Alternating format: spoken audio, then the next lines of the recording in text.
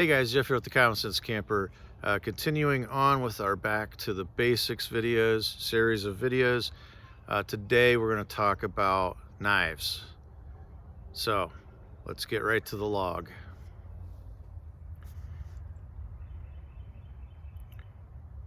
So what's important about a knife? Now, I'm not telling you that this is the knife you should purchase. There are thousands of knives out there to buy. I'm just explaining to you why I really prefer this knife and why it works for me. Now, a lot of people are going to tell you, especially if you're new, a lot of things that you should have on a knife, and some of those are valid, some of them are just people being hard-headed.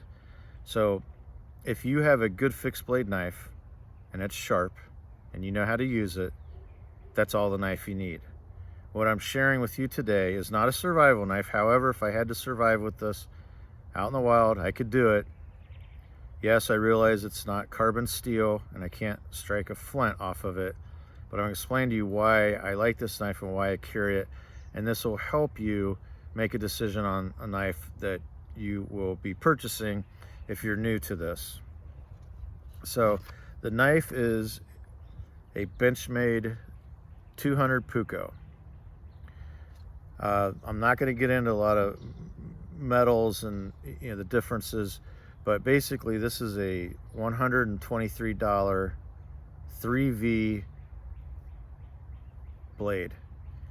So for those of you that don't know what 3V is, this is kind of like a super steel, and it is very hard to find a knife made out of 3V that's under 200 bucks. And it's made by a very reputable company that comes with a lifetime warranty. So the Puukko part is just the style of the knife, and they'll tell you that this is a Scandinavian inspired knife, which a lot of people would assume that this is a Scandi grind knife. This is not a Scandi grind knife. This is a saber grind. Another reason I love this knife. The saber grind is by far my favorite grind. Now, do you have to buy one that's saber ground? No, you can buy a Scandi grind, you can buy a flat grind, you can buy convex. I'm not going to get into different blade profiles in this video because this would be a very long video. So I'm going over the basics here. Number one, it needs to have a comfortable handle. Why do I like this handle? Well, it's kind of a flattened out broomstick, and it has a swell here on the top. Now, why I feel that is important is when you do this and you cup your hand, you have this little spot that's kind of indented right there. When you have a knife that has a flat top, so this is completely flat, let's say that's flat, what I have found is you get a hot spot here and you get a hot spot here, because those are your pressure points on the knife. That's where that knife is hitting when you push on it. When you have a little bit of a swell at the top and at the bottom, it fills that little cup, okay? So what happens is now the pressure on that handle is all the way through your hand. It's not focused here and here. So when I put this in my hand, it fills that little cup in the palm of your hand.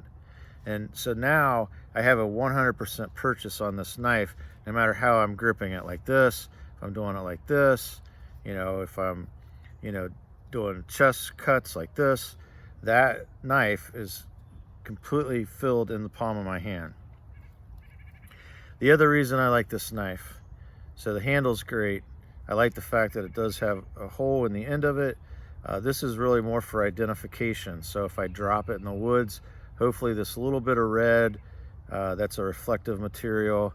So if it gets to dusk where I have my headlamp on, hopefully that will reflect and I can find my knife. That's really the only purpose I've found of a knife with a hole in the handle. Now, some people will tell you can make it larger and wrap it around your wrist.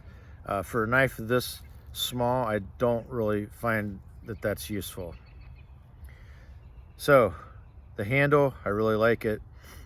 The steel is literally a steal at $123 for 3V.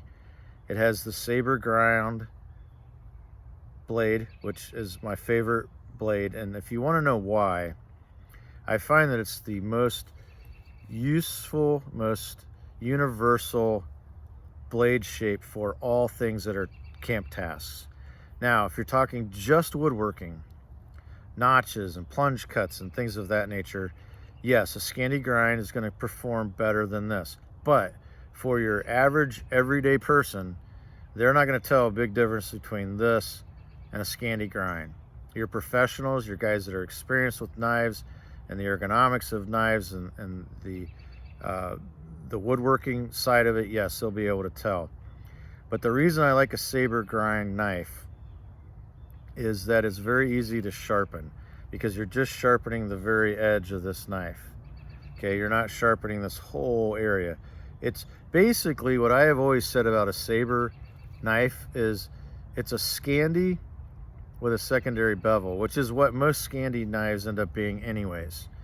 So very easy to sharpen. I find that the edge on a saber grind knife does not roll as much. So for you new guys, if you're batoning wood and you hit a knot or something, a lot of times this edge can roll. And I've had that happen on Scandi grind knives twice as much as I do on saber grind knives.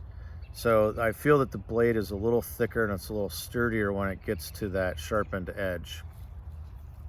The other reason I like this knife, although this is not the best sharpened spine I've ever bought, but it is pretty decent, is it has a sharpened spine. And the reason you want a sharpened spine is so that you can start a fire. You can use a ferro rod to make a fire. Like I said, I'm going to actually file that down a little more because it's not really as sharp as I'd like to see it. So that's another reason I like this knife. Last but not least is if you're looking at knives, you want a knife that has a very, very sharp tip on it. And this is going to help you out for, you know, digging and making holes, or, you know, doing divots for bow drills. This comes in really, really handy. And that tip being 3V is very, very strong. So that's kind of the 101 of knives. So if you're new to this, you want to look at the handle, you want to look at the blade material. I would, if you're new or you're younger and you're not going to keep up on your blades real well, I would stick to stainless steel. You want to look at the blade profile. I would stay with either a saber or a Scandi. Flat ground knives are very easy to maintain as well, and I think those are underrated, flat ground knives. You want a sharpened spine, at least 4 finger widths for the length of the blade, and a very sharp tip to it. Other than that, pick the knife that you like, pick the knife that you think is cool, pick the knife that you know makes you confident when you're carrying it and you know how to use it, and it just works well for all the tasks that you want it to work for. This is Jeff with the Common Sense Camper, camping out.